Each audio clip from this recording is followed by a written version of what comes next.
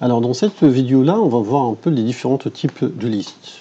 On s'est mis d'accord que généralement, si on va choisir un type de paramètre d'une méthode ou le type d'une variable, de préférence, on va utiliser liste. Et lorsqu'on va créer une liste, il faut une classe, parce que liste, c'est une interface. Donc, il y a plusieurs implémentations de liste. Enfin, les principales implémentations les plus utilisées, c'est ArrayList et c'est linked list et également vector. Okay, et puis, ça dépend de la version de Java, on peut trouver plus ou moins d'autres implémentations. Alors, l'ArrayList, c'est en fait, il est implémenté d'une façon assez, je dirais, particulière. L'ArrayList, c'est tout simplement, ça ressemble à un tableau. C'est-à-dire, vous avez des cases, voyez, et donc voilà, des cases comme ça. Et ça construit l'ArrayList, mais c'est dynamique, contrairement à un array, un tableau classique. D'accord ? Donc, si on a besoin, on va encore ajouter. Alors, et du coup, l'ArrayList, il est très bien. Si on veut faire des parcours, parce que le parcours est rapide, pourquoi c'est rapide? Parce que les éléments sont alignés, sont contigus. Et du coup, le parcours en lecture, en consultation, en insertion, etc. Donc le parcours, ça prend pas beaucoup de temps. Et c'est très intéressant. Ça, ce qui est bien. Par contre, il y a un défaut. En fait, le défaut de l'ArrayList, c'est lorsqu'on fait des modifications sur la structure de la liste. C'est-à-dire, si à un certain moment, on souhaite supprimer cet élément-là, ben, on est obligé, en fait, derrière, de décaler les différents éléments, d'accord, pour rester la structure contiguë, d'accord. Et ça, c'est coûteux. Donc pour chaque élément, il faut décaler, pour chaque élément, il faut décaler, donc ça risque d'être très gourmand en ressources. Donc si vous n'avez pas beaucoup de modifications sur la structure de la liste, et vous faites surtout de la consultation, donc il faut privilégier le ArrayList, ce qui est généralement le cas. Donc en gros, bien pour... enfin bien, on parle de complexité et tout, donc c'est rapide... en parcours, d'accord, et lent en modification. Le linked list, c'est tout simplement une liste chaînée, comme indique son nom classique. Donc c'est quoi une liste chaînée? C'est-à-dire on n'a pas la contiguïté, dans le sens où on a la tête et on va trouver des éléments comme ça, et puis voilà, les éléments sont chaînés.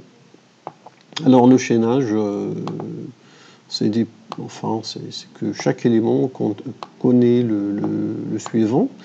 Et pour être un peu plus précis, en fait le linked list, c'est une liste chaînée, c'est une liste doublement chaînée, c'est-à-dire réellement également chaque élément il voit le précédent. Okay.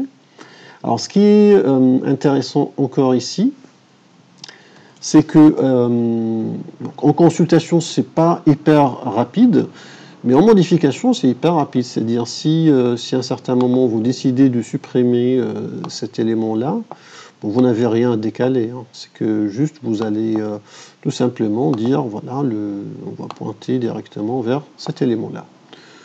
Donc c'est assez rapide en termes de modification de structure. Donc en résumé, ben,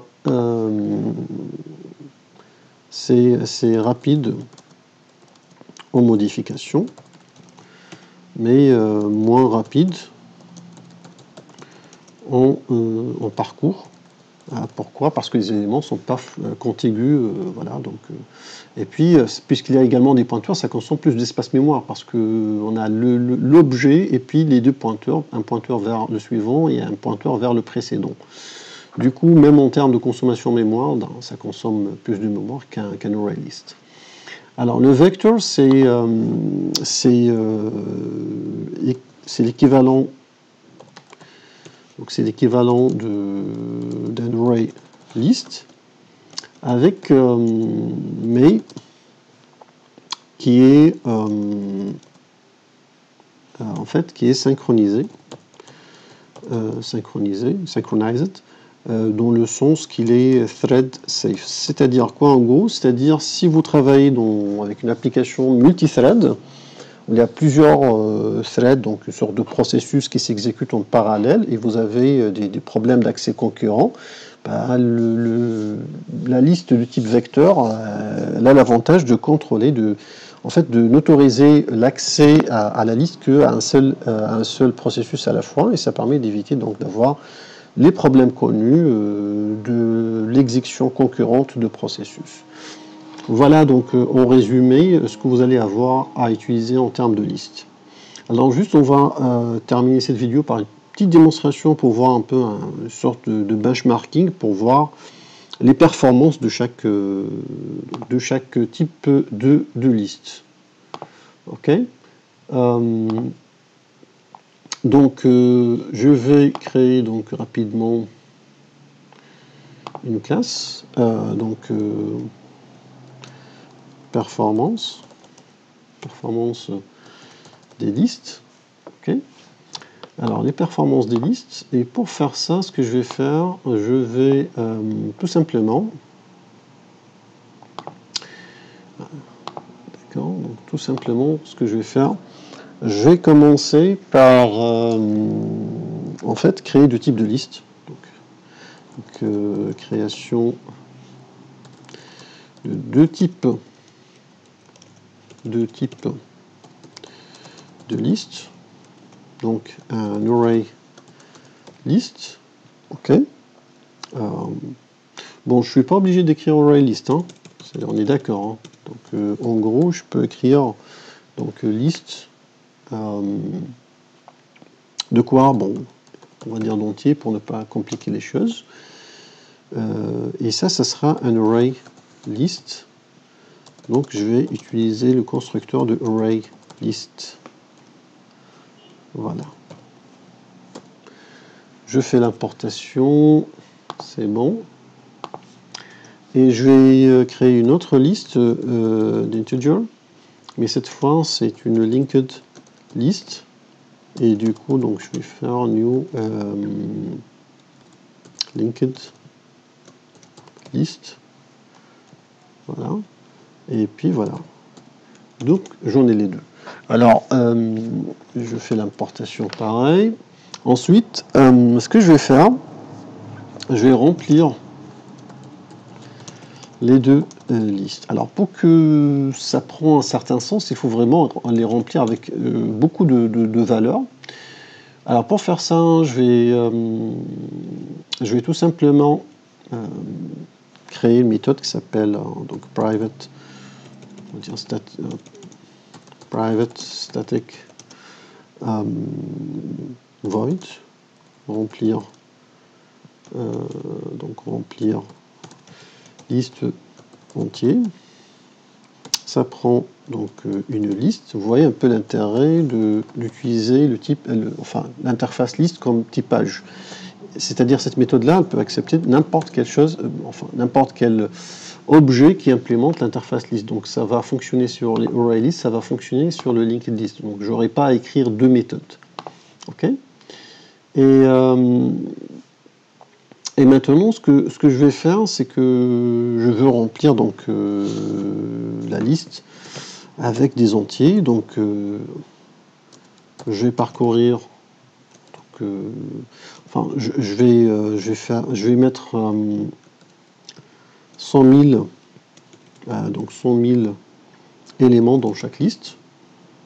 J'espère que ça sera assez pour démontrer ce que je souhaite démontrer. Et ce que je vais faire, donc je vais prendre L, je vais faire add une valeur. Alors ça sera quoi la valeur? Ce que je peux faire, je peux en fait créer private static random, donc un objet de type random qui permet en fait de récupérer des valeurs aléatoires qu'on va mettre dans nos listes. Random, il faut l'importer, c'est fait, c'est Java util random. Alors, et là, je vais mettre r.nextInt Et je vais dire c'est un entier qui est entre 0 et 99. Donc le maximum c'est 100. Voilà, qui n'est pas inclus. Bref, donc ça va remplir la liste avec des éléments qui varient de 0 à 99. Ceci est fait. Donc je vais utiliser cette méthode-là avec l'array list et je vais utiliser cette méthode-là avec la linked list. Alors le remplissage normalement on va pas trouver beaucoup de différence en termes de temps. Hein. En termes de rapidité, c'est pas là le problème. C'est le cas du parcours en fait qui sera un peu différent et le cas de manipulation. On va commencer donc par le parcours. Donc performance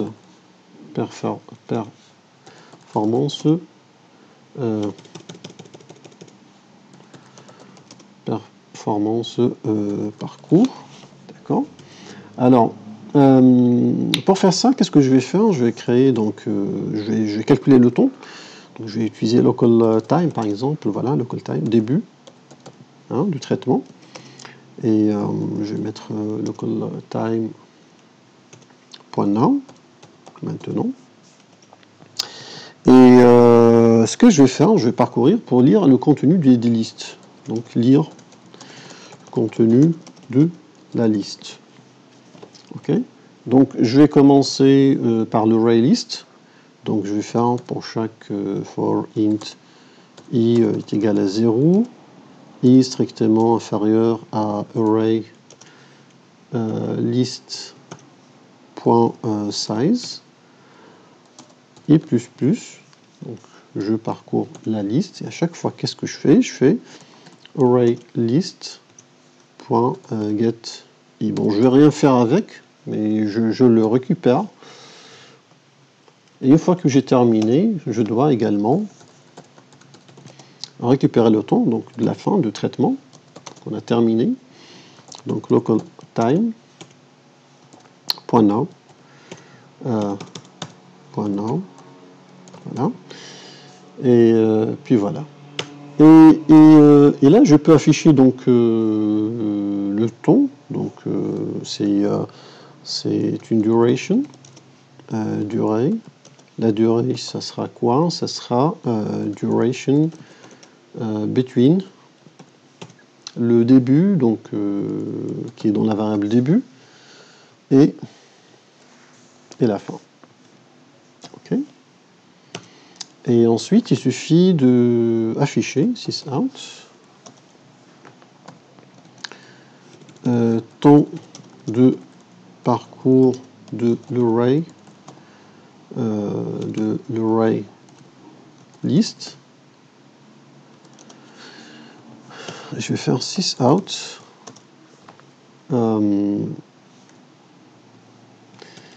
printf. Je vais afficher ça en fait en portion donc D, mais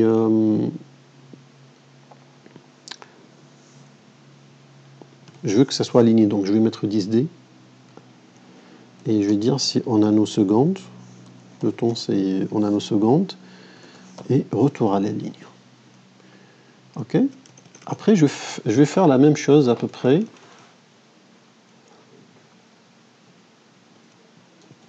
parcours array list. Donc je vais faire array list. Je vais faire la même chose maintenant, mais cette fois pour le linked list. Okay. Donc à peu près la même chose, juste. Donc ça c'est le ton linked list. Donc je dois bon. La variable déjà déclarée début. Je vais travailler sur linked list et je vais travailler sur linked list. Voilà. C'est ça, hein, c'est linked list. Ah, j'ai oublié le n ici. Et j'ai oublié le n ici. Linked list, voilà. linked list, la fin, je calcule la fin, la variable déjà déclarée, et je calcule la durée, la variable est déjà déclarée. Temps de parcours de linked list, et j'affiche le temps. Allez, on va tester ça. Qu'est-ce qui se passe?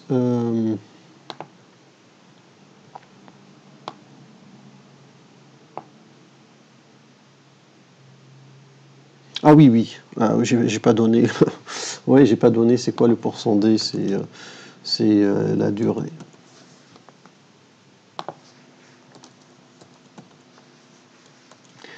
Ouais. Ah, il n'est pas encore. Oui, oui. Alors, qu'est-ce qu'il me dit? Elegant format conversion type. Des différentes Java time duration. Alors, pourquoi il me fait ça?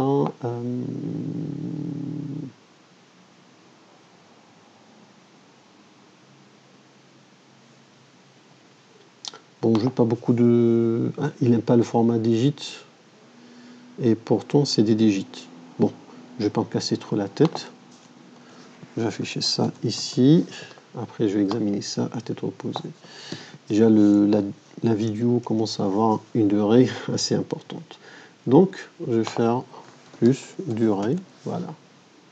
Et on est tranquille. J'exécute.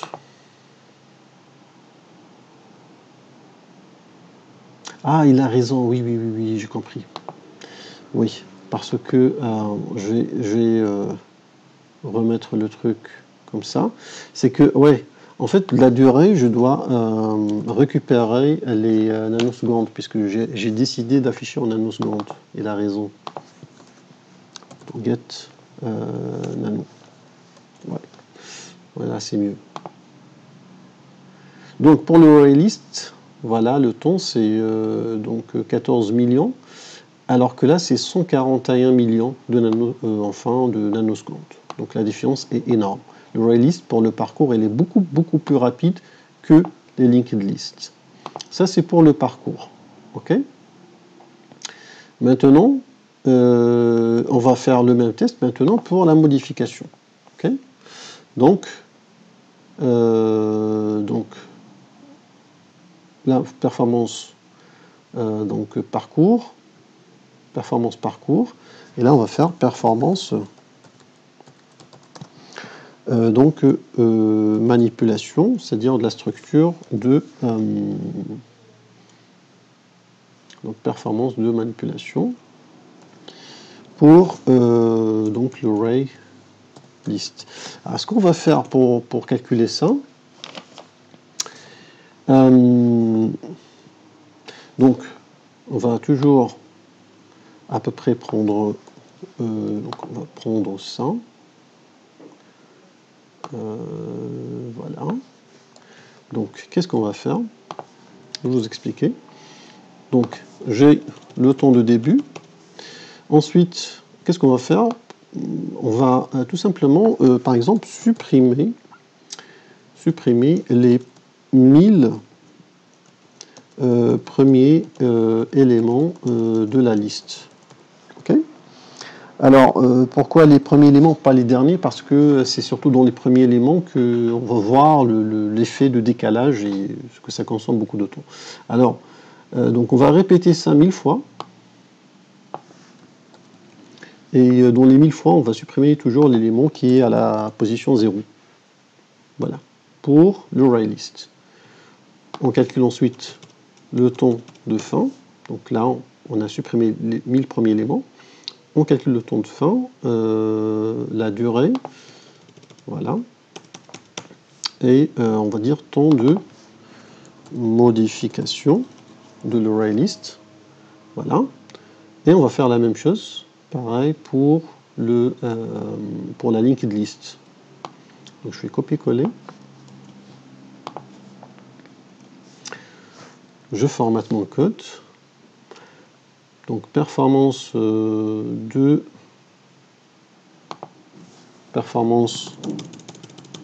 modification linked list, effectivement. Début, donc là on a dit on va répéter ça 1000 fois. Et les 1000 fois, on va supprimer l'élément à la position 1.